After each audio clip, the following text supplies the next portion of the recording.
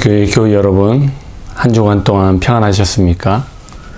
이 시간 저를 따라서 옆에 있는 분들하고 서로 인사 나누시기 바랍니다. 당신의 얼굴을 보니 살맛이 납니다. 저는 금요일 밤늦게 방콕에 도착해서 지금 호텔에서 격리 중에 있습니다. 2주가 지나면 반갑게 여러분들을 뵐 수 있을 것 같습니다. 계속해서 기도해 주시기 바랍니다. 1517년 10월 31일 독일의 비텐베르크 대학 슐러스 교회 정문에 마틴 루터가 면죄부 판매를 반대하는 95개조 반박문을 붙였습니다. 우리는 이날을 종교 개혁일로 기념하고 있죠. 그런데 당시 로마 카톨릭의 성직자였던 루터는 이 일로 인해 교황 레오 10세로부터 파문장을 받게 됩니다.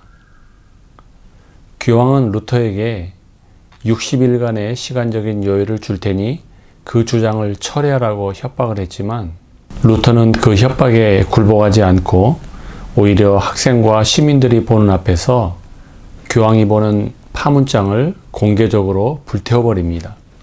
1521년에 신성 로마 제국의 황제였던 찰스 5세는 보름스 의회를 열어 루터로 하여금 황제와 의회 앞에 출석하라는 요구를 하게 됩니다. 루터는 피할 수 없는 상황에 직면하게 된 것입니다. 자신의 주장을 철회하면 살려주겠다는 요청을 받았지만 루터는 그 상황을 피하지 않고 다음날 찰스 5세 황제와 의회 앞에서 이런 유명한 말을 남깁니다. Here I stand, help me God. 하나님, 제가 여기에 서 있습니다. 저를 도와주옵소서. 여러분, 이처럼 우리도 인생을 살아가면서 때로는 피할 수 없는 상황에 직면하게 됩니다. 그런데 피할 수 없는 상황에 직면하게 되었을 때 루터처럼 정면 돌파하면서 하나님께 도움을 구하는 사람이 있는가 하면 오늘 본문에 등장하는 선지자 요나처럼 완전 정반대로 그 상황을 피하는 사람도 있습니다. 지난 주일에 살펴봤듯이 요나는 하나님의 말씀을 대언해야 하는 선지자였습니다. 어느 날 요나에게 니느웨로 가서 회개의 메시지를 전하라는 하나님의 말씀이 들려왔습니다. 요나 역시 피할 수 없는 상황에 직면하게 된 것이죠. 하지만 요나는 그 상황을 피하려고 니느웨와 정반대 방향인 스페인에 다시스로 가는 배를 탔습니다. 그런데 요나의 도망길은 그리 오래 가지 못했습니다. 하나님께서 큰 폭풍을 보내셨고 요나가 타고 가던 배는 뒤집어지기 일보 직전까지 가게 된 것입니다. 상황이 이렇게 되니까 배에 타고 있던 사람들은 자신들 중에 누가 이런 문제를 일으킨 원인 제공자인지 제비를 뽑아서 신에게 물어보자고 제안을 합니다. 본문 7절을 세 번역으로 같이 읽겠습니다. 시작. 뱃사람들이 서로 말하였다. 우리가 어서 제비를 뽑아서 누구 때문에 이런 재앙이 우리에게 내리는지 알아봅시다. 결과는 어떻게 됐을까요? 잘 아시다시피 요나가 당첨이 됐습니다. 영어 성경 CEB 버전은 이 부분을 It turned out to be Jonah 이렇게 번역을 합니다. turned out, 판명되다, 밝혀지다 이런 뜻이죠. 그러니까 바다의 신을 노하게 한 주범은 다름 아닌 요나로 밝혀졌다는 것입니다. 그랬더니 뱃사람들은 마치 기다렸다는 듯이 요나에게 이와 같은 소나기 질문을 퍼붓습니다. 첫 번째는요. What business are you in? 무슨 일을 하느냐? 두 번째, Where do you come from? 어디서 왔느냐? 세 번째, What is your country? 어느 나라 사람이냐? 마지막 네 번째는요. Who are your people? 어느 민족이냐? 그런데 요나는 뱃사람들의 이 네 가지 질문에 대해 마지막 질문에 대해서만 답을 합니다. 9절을 다 같이 읽겠습니다. 시작. 그가 대답하되 나는 히브리 사람이요 바다와 육지를 지으신 하늘의 하나님 여호와를 경외하는 자로라. 여러분, 제가 지난주에 요나서라는 성경은 하나님의 이중 메시지가 강하게 나타난다고 말씀을 드렸습니다. 겉으로 드러난 메시지가 있고 감춰진 메시지가 있는 책이 요나서입니다. 겉으로는 니느웨라는 이방 민족의 구원을 향한 메시지처럼 보이지만 실제로는 요나로 대표되는 이스라엘의 편협된 사고를 교정하시려는 메시지가 감추어져 있습니다.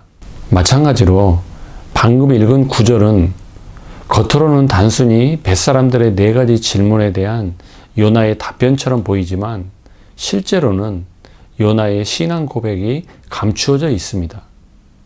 뿐만 아니라 구절은 문맥상 오늘 본문의 핵심 구절이기도 합니다.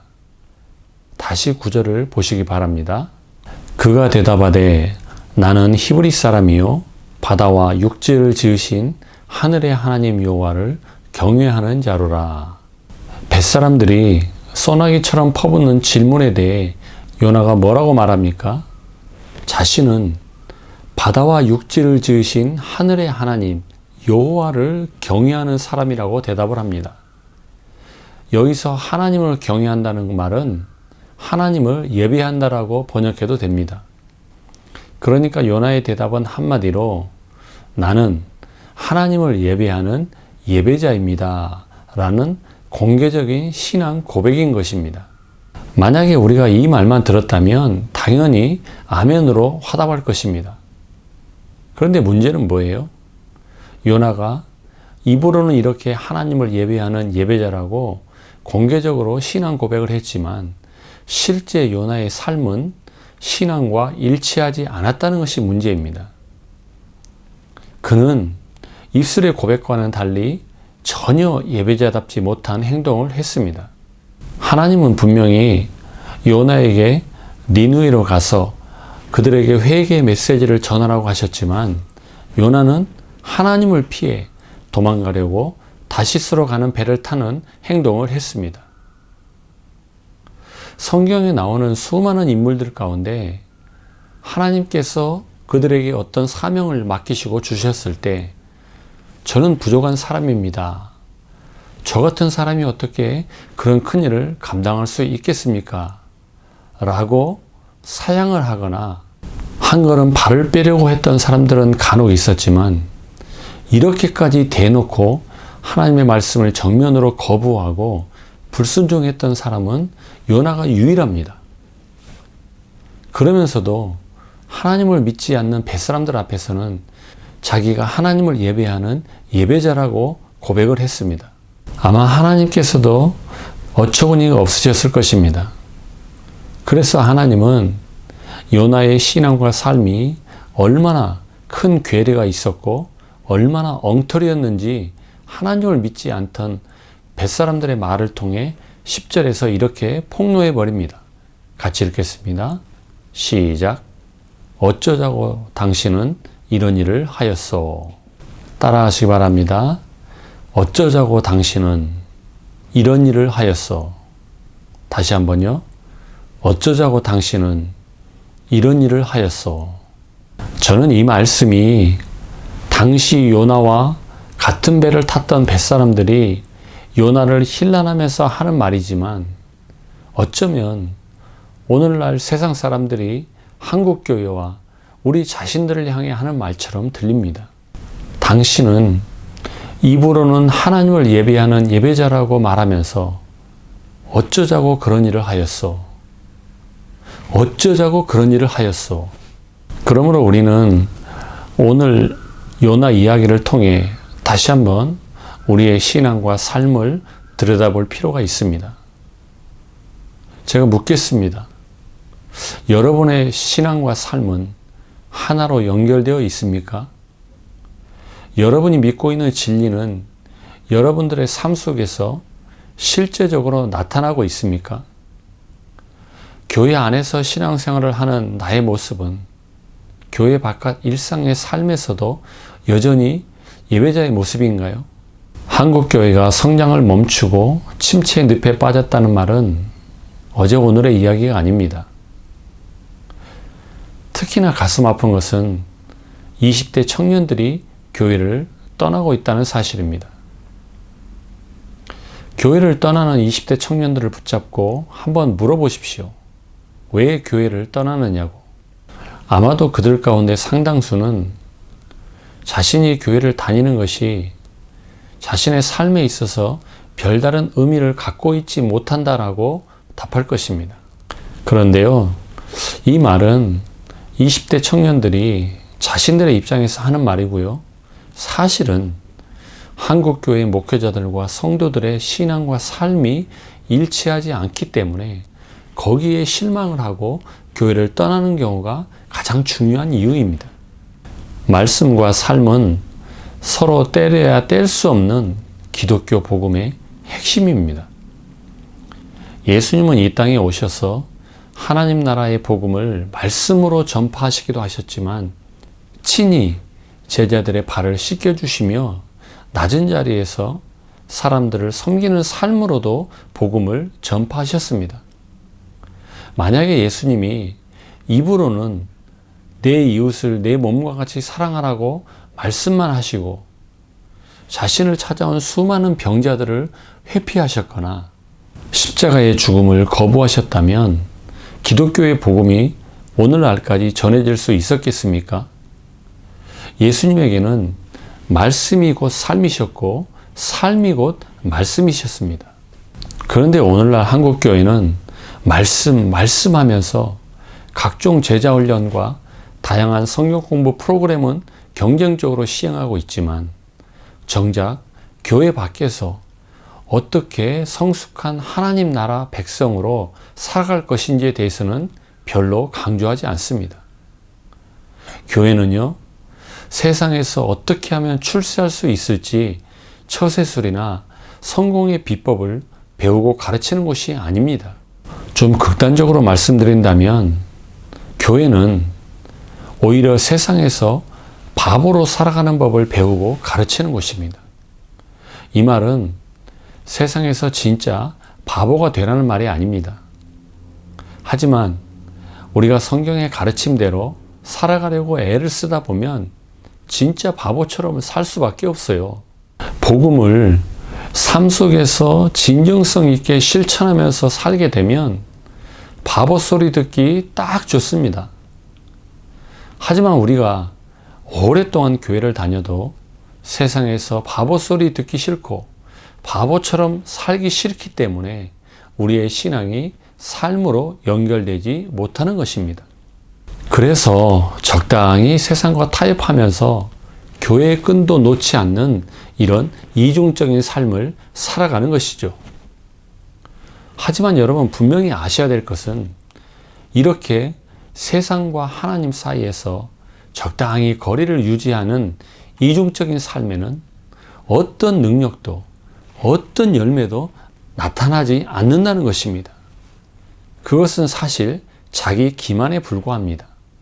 정말로 내가 하나님을 예배하는 예배자라면 우리는 삶으로 드리는 예배자가 되어야 합니다. 정말로 내가 하나님께 기도하는 사람이라면 우리는 삶으로 드리는 기도자가 되어야 합니다. 정말로 내가 하나님의 사랑을 경험했다면 우리는 삶 속에서 그 사랑이 흘러나와야 합니다. 만약에 내가 이렇게 오랫동안 교회를 다니고 있음에도 아직까지 이런 삶을 살고 있지 못한다면 내 신앙을 원점에서부터 다시 점검해 볼 필요가 있습니다. 사랑하는 드림교회 형제자매 여러분, 그렇다면 우리가 어떻게 해야 우리의 신앙 고백과 삶이 하나로 연결되고 신앙과 삶이 일치될 수 있을까요? 오늘 요나 이야기를 통해 두 가지로 정리를 해보려고 합니다. 첫째, 같이 읽겠습니다. 시작. 하나님께서 내게 맡겨주신 사명에 집중하십시오. 여러분, 하나님께서 선지자였던 요나에게 썩어 빠진 이스라엘을 위해 정치를 하라고 하셨습니까? 아니면 비즈니스나 사업을 하라고 하셨습니까? 요나에게 선지자와는 전혀 무관한 일을 맡기시지 않았습니다. 하나님의 말씀을 대언하는 선지자로서 너는 니느웨로 가서 회개의 메시지를 전하라는 이것이 요나가 선지자로서 받은 사명이었습니다. 하지만 그는 사명에 집중하지 않았습니다. 충실하지 못했습니다. 오히려 사명을 회피하고 거부했습니다. 그 결과 요나는 하나님을 예배하는 예배자라는 자신의 신앙 고백과는 너무도 갭이 큰 행동을 했고 세상 사람들로부터 어쩌자고 그런 일을 했느냐는 핀잔과 비난을 듣게 되었습니다. 우리도 마찬가지입니다. 오늘날 저와 여러분의 신앙과 삶이 하나로 연결되지 못하고 신앙과 삶이 불일치하는 것처럼 느껴진다면 무엇보다도 우리 각자의 사명을 점검하셔야 됩니다. 우리 각자는 예수님을 나의 구원자로 영접했던 순간부터 하나님으로부터 받은 사명이 있습니다. 그 사명은 사람마다 다르겠지만 요나의 경우와 마찬가지로 하나님께서 우리에게 어떤 사명을 주실 때는 내가 살아온 인생과 전혀 무관한 사명을 주시는 법이 거의 없습니다. 내가 여러 차례 경험했거나 내가 잘 감당할 수 있는 분야의 일을 하게 하십니다. 그 일이 어떤 일이든지 그것이 하나님께서 내게 맡겨주신 사명이라고 믿고 그 사명에 집중하고 충실할 때 우리는 신앙과 삶이 하나로 연결되고 통합되는 인생을 살게 될 것입니다. 아멘이십니까? 그러므로 저는 오늘 예배드리는 여러분 모두가 하나님께서 여러분 각자에게 맡겨주신 사명에 충실하고 집중하는 인생이 되시기를 주님의 이름으로 축복하며 응원합니다. 옆에 있는 분들에게도 이렇게 축복해 주시기 바랍니다. 사명에 집중합시다. 사명에 충실합시다. 이런 맥락에서 얼마 전 세상을 떠나신 한원주 원장님은 자신의 사명에 집중하고 충실해서 신앙과 삶이 연결되는 그런 인생을 살았던 분입니다. 이분은 94세에 이르기로 돌아가시기까지 우리나라 현역 최고령 의사로 유명하셨던 분입니다. 인간극장이나 다큐 프로그램에서 40년간 무료로 의료봉사를 해오신 분으로 여러 번 소개되기도 하셨습니다. 그런데 저는 이분이 그 연세가 되도록 의사로서 소임을 다했다는 사실보다 이분이 평소에 자신의 사명에 대해 어떤 마음가짐으로 사셨는가에 더 주목하고 싶습니다. 왜냐하면 의사로서 주어진 자신의 사명에 대한 마음가짐이야말로 한원주 원장님의 신앙과 삶을 하나로 연결시키는데 가장 핵심적인 요소였다고 생각하기 때문입니다. 잠깐 동영상을 보시고 계속 말씀을 이어가도록 하겠습니다. 의사면허 335번 1926년 일제강점기에 태어난 한원주 과장은 당시는 흔치 않은 기독교 집안에서 태어났습니다. 독립운동가이자 의사였던 아버지의 영향으로 해방 후 경성여자의학 전문학교를 졸업하고 한국의 335번째 의사가 됐습니다. 신앙은 모태신앙이라고 하는데 시간이 나면 가고 안 나면 안 가고 그 정도로 해서 누가 물으면 나는 크리스찬이다 하는데 의사가 되고 나니까 더 바빠졌죠. 바쁘니까 더 심하게 되고. 물리학자였던 남편의 유학길에 동행해 미국 시카고에서 인턴 의사로 일할 때만 해도 그녀에게 신앙은 크게 중요하지 않았다고 합니다. 평온하고 남부러울 것이 없었던 삶.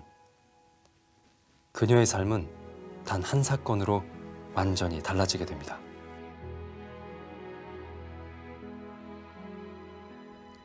남편 죽는 거가 내가 겪은 제일 충격적인, 내 삶에 있어서 제일 충격적인 사건이었지.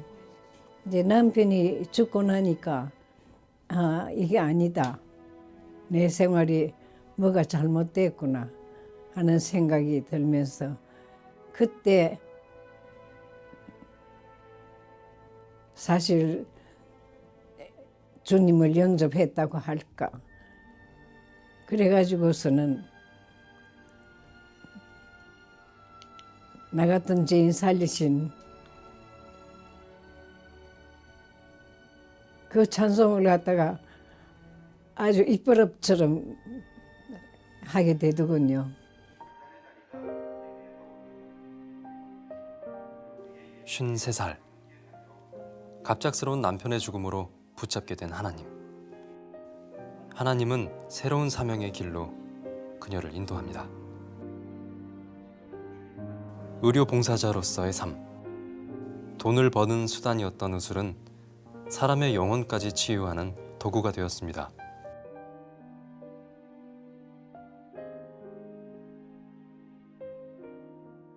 한원주 원장님은 일제강점기 시절 독립운동가이자 의사였던 아버지와 교사인 어머니 사이에서 태어났습니다.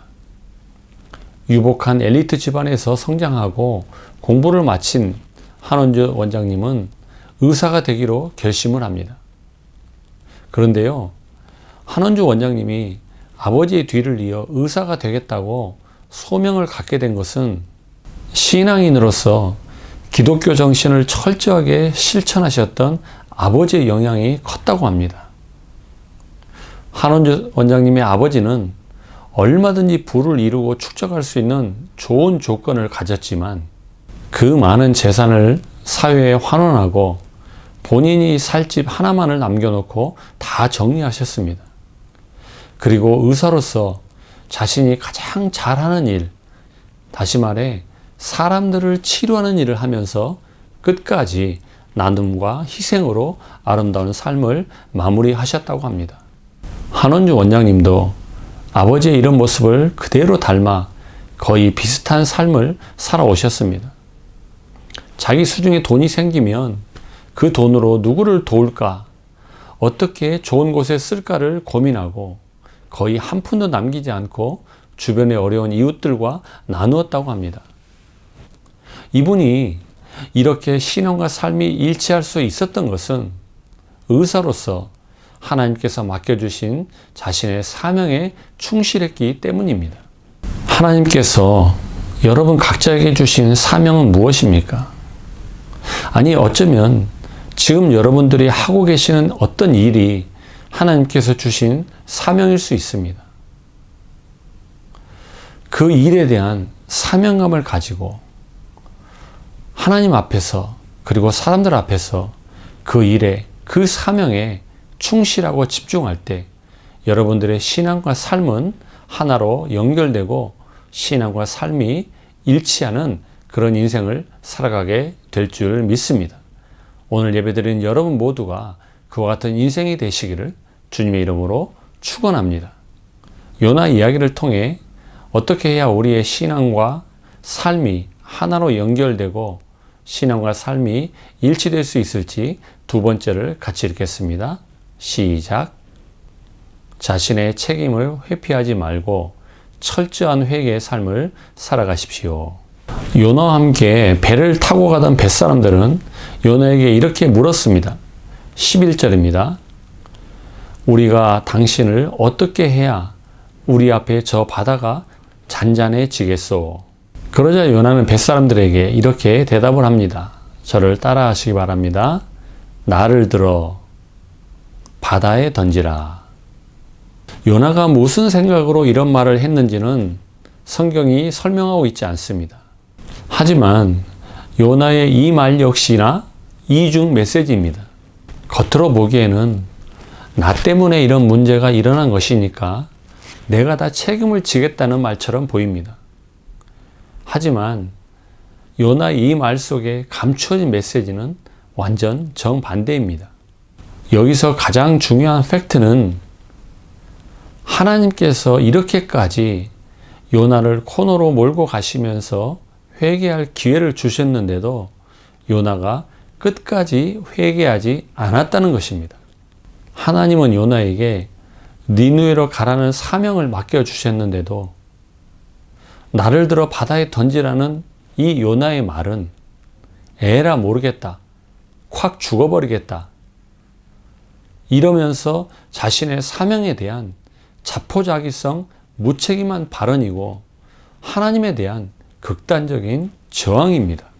뱃사람들이 요나에게 우리가 당신에게 어떻게 해야 바다가 잔잔해질 수 있겠느냐고 물어봤을 때 요나는 무엇보다 그 자리에서 무릎을 꿇고 하나님께 이렇게 회개했어야 합니다. 하나님, 제가 잘못했습니다. 지금이라도 저를 용서해 주신다면 니느웨로 가겠습니다. 하지만 요나는 하나님께 끝까지 저항하고 거부했습니다. 그러면서도 무책임하게 한다는 말이 나를 들어 바다에 던지라고 했습니다. 사랑하는 여러분, 오늘날 우리 안에도 이런 요나와 같은 요소가 있다는 것을 꼭 기억하시기 바랍니다. 교회든 직장이든 공동체 안에서 사람이 모인 곳에는 늘 문제가 있기 마련입니다. 서로 다른 사람들이 모여 있다 보니 이런저런 문제가 발생하는 것은 지극히 자연스러운 것입니다. 그런데 어떤 문제가 발생했을 때 간혹 보면 나는 모르겠다, 니네들이 알아서 해라 이러면서 무책임하게 발을 빼는 이런 태도를 보인 사람들이 있습니다. 이런 태도와 자세는 가장 쉬우면서도 가장 비겁한 행동입니다. 더 심각한 문제는 이런 태도와 자세는 하나님께서 우리 각자에게 공동체를 섬기라고 맡겨주신 사명에 대한 저항이 되기 때문입니다. 더 심각한 문제는 이런 태도야말로 하나님께서 우리 각자에게 공동체를 섬기라고 맡겨주신 사명에 대한 저항이라는 사실입니다. 혹시라도 여러분 안에 요나처럼 나 한 사람 빠지면 그만이지라는 이런 무책임한 태도와 마음이 있었다면 철저하게 회개하셔야 됩니다. 그것은 사람에 대한 것이 아니라 하나님께 대한 저항이기 때문입니다. 하나님께서 우리의 삶에 어떤 문제나 어려움을 주셨다면 당장 내가 이해되지 않아도 그것은 궁극적으로 나의 신앙과 인격의 성숙을 위한 하나님의 배려라는 생각을 하셔야 됩니다. 사랑하는 드림교회 형제자매 여러분, 서두에서 말씀드렸던 마틴 루터의 95개 반박문의 첫 번째는 이렇게 시작합니다. 다 같이 읽겠습니다. 시작. 우리의 주 예수 그리스도께서 회개하라고 말씀하셨을 때 그분께서는 믿는 자의 삶 전체가 회개하는 생활로 이루어지길 바라셨다. 아멘이십니까? 부패할 대로 부패하고 타락할 대로 타락한 중세 가톨릭을 향하여 선전포고를 했던 루터가 던졌던 첫 번째 반박이 회개였다는 사실은 오늘 살아가는 저와 여러분들에게 우리의 삶은 날마다 회개하는 삶이 되어야 한다는 그런 의미가 아니겠습니까? 특별히 2020년 올 한 해는 코로나19라는 복병을 만나 우리 모두가 어렵고 힘든 시간을 보내고 있습니다. 장사는 안 되고 매출은 5분의 1 수준으로 떨어지고 회사에서 해고되기도 하고 사람들은 저마다 집단적인 우울감에 빠지고 너무나 힘든 시간들입니다.